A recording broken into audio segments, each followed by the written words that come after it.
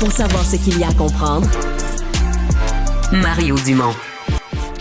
Alors, les choses ont déboulé hier après l'annonce, la confirmation de l'UPAC. Il y avait bel et bien une enquête officielle là, sur le Parti libéral du Québec, en fait, sur la course à la direction de Pablo Rodriguez. Un des premiers militants à faire entendre sa voix pour dire le chef actuel, M. Rodriguez, devrait quitter. C'est l'ex-président de l'Association libérale d'Outremont, Alexandre Tremblay-Michaud, qui est avec nous. Bonjour. Bonjour, M. Dumont. On a l'impression que vous, depuis même avant cette annonce-là, votre idée était faite sur le chef? À vrai dire, moi, je me suis rallié au chef quand il a gagné la course à la chefferie. Puis ce que j'ai constaté, un peu comme, je pense, l'ensemble des militants dans les 4 dernières semaines, c'est d'un, son incapacité à gérer la crise, et de deux, que toutes les allégations visent sa course à la chefferie, là. Alors, c'est pour ça que j'ai décidé hier de faire ma sortie. Donc, quand vous dites toutes les allégations, c'est comme si vous, comme militant libéral, vous dites l'UPAC enquête pas sur le Parti libéral, l'UPAC enquête sur la course à la chefferie de Pablo Rodriguez. C'est un peu ça votre propos? Ben c'est ce que je constate. Puis je pense que ça veut dire qu'il faut quand même faire des analyses à l'interne, puis s'assurer que l'ensemble du parti est sans reproche. Mais ce que je constate de ce qui a coulé dans les médias à date, c'est que ça vise vraiment là, la chefferie de M. Rodriguez. J'ai vu aucune allégation contre la chefferie de M. Millard, Blackburn, Bélanger, M. Roy. Ouais. Vous parlez de gestion de la crise. Je me mets dans sa peau à lui. C'est vraiment pas évident ce qui est arrivé. La chef par intérim qui congédie quelqu'un. Après ça, des allégations tombent dans le journal. Lui dit, je suis pas au courant. Qu'est-ce que vous auriez attendu de plus ou de mieux? Parce qu'à date, à lui, personnellement, on semble avoir rien à reprocher. Quand vous dites mauvaise gestion de la crise, vous référez à quoi? Ben, je pense qu'il s'est avancé en terrain extrêmement glissant, puis il a fait des affirmations qui étaient fausses parce qu'il n'y avait pas l'information. Je pense que dès le début, il aurait dû simplement prendre les allégations sérieuses, décréter l'enquête telle qu'il l'a faite, pas partir en guerre contre le Journal de Montréal ou partir en guerre contre d'autres médias en disant que ce qui était rapporté, c'était pas vrai, pas attaquer la qualité des textos, parce qu'à chaque fois qu'il a dit qu'une information était vraisemblablement pas vraie, bien après ça, 3 jours après, il y a eu une sortie comme quoi que cette information-là était validée ou enquêtée par les policiers. Fait que c'est totalement ridicule. Là, même l'exclusion de Mme Marois, Risky, il y a la semaine passée, je pense, il dit « Ah, c'est fini les distractions », comme si c'était elle qui était responsable de tout. Puis quelques jours plus tard, il y a une enquête de l'UPAC. Là. Alors, je pense qu'il s'est avancé en terrain inconnu. Il a attaqué les allégations à place de les prendre au sérieux et il les a minimisées. Puis après ça, ben là, c'est en train de lui exploser dans le visage. Là.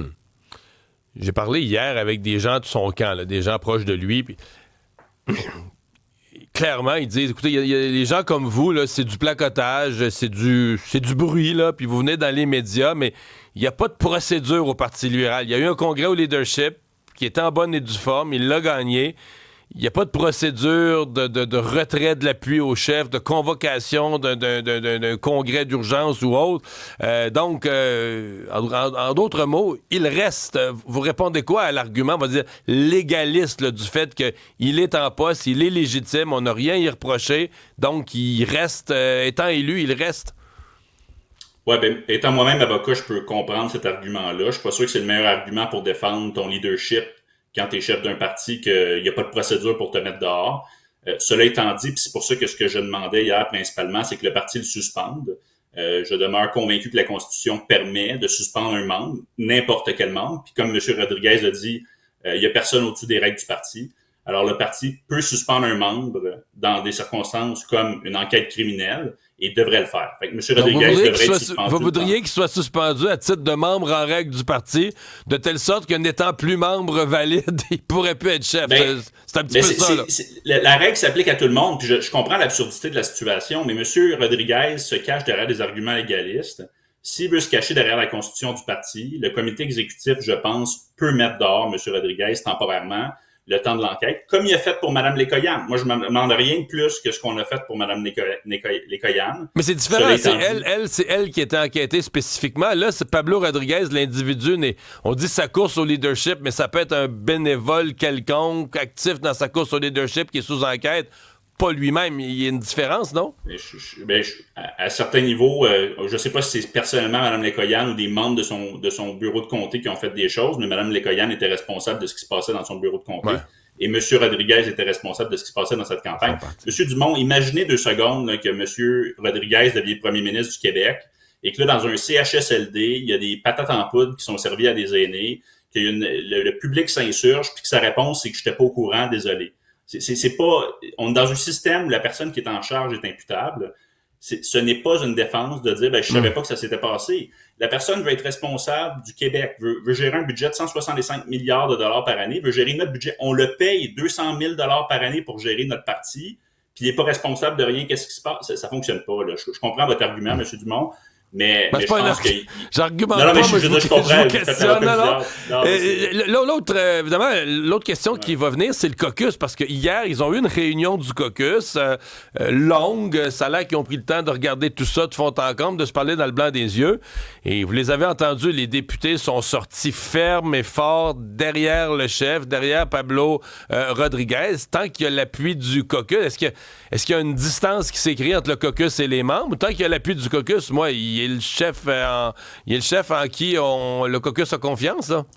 Ben, je comprends ce que vous dites. Moi, je me suis posé cette question-là. Puis moi, j'ai vu les différents clips d'entrevues hier. Je n'étais pas à l'Assemblée nationale, là, mais ce que j'ai vu, c'est pas des gens qui unanimement défendent le chef. Ce que j'ai vu, c'est des gens qui unanimement veulent faire la lumière sur ce qui s'est passé. Et certaines personnes défendent le chef. Puis moi, je vous dis, là, la raison pourquoi j'ai fait ma sortie hier, là, ça fait 2-3 semaines que je parle à des militants à travers le Québec et qui pensent exactement la même chose que moi. Même des gens qui ont appuyé M. Rodriguez, on avait un différend sur est-ce qu'on devrait attendre après la campagne électorale pour le mettre dehors pour qu'il coule avec le bateau ou essayer un nouveau chef puis potentiellement le brûler en ce moment. Ça, c'est un débat que j'ai eu avec certains gens qui étaient plus proches de lui, mais universellement, les gens à qui j'ai parlé pensaient qu'il devait quitter. Okay. Moi, je suis convaincu que ça, c'est la même chose au niveau du caucus. C'est juste une question de timing. Là. On n'a plus de temps, mais je veux vous entendre sur une dernière question. Vous venez de l'effleurer. Dans votre esprit, est-ce qu'il reste du temps? Est-ce que vous avez un champion qui pourrait devenir chef du Parti libéral? Est-ce que vous ramenez Carl Blackburn, Charles Milliard? Un congrès, pas de congrès? On nomme quelqu'un comme les libéraux. Je veux dire, on nomme quelqu'un, là, puis un peu comme Kamala Harris a été nommée d'urgence. Non, mais avez-vous un scénario? Puis ma question complémentaire, c'est est-ce que ce scénario dans votre esprit que vous conduisez, le Parti libéral pourrait-il encore gagner en octobre prochain avec un nouveau chef? Ben, pour la deuxième question, c'est extrêmement difficile à dire. Je pense qu'on a notre cas à présenter aux Québécois, puis il faut qu'on leur montre qu'on est digne de confiance. Fait que ça va venir par un nouveau chef. Pour l'autre question, au niveau du processus de changement, je pense que oui, on a le temps, il faut le faire. La course à la chefferie est extrêmement divisée. Là, si on couronnait un Charles Milliard ou un Carl Blackburn, on aurait le tiers des membres qui seraient pas contents. On continuerait à se déchirer sur la place publique. Je pense que c'est important pour l'unité du parti qu'on ait une course à la chefferie. Puis une fois que ce chef-là est choisi, dans la mesure où il n'y a aucune irrégularité avec la police, là, là, on se rallie derrière lui, puis après ça, on se dirige vers octobre 2026. Alexandre Tremblay-Michaud, merci de nous avoir parlé. Ça fait plaisir. Au revoir. Militant libéral inquiet.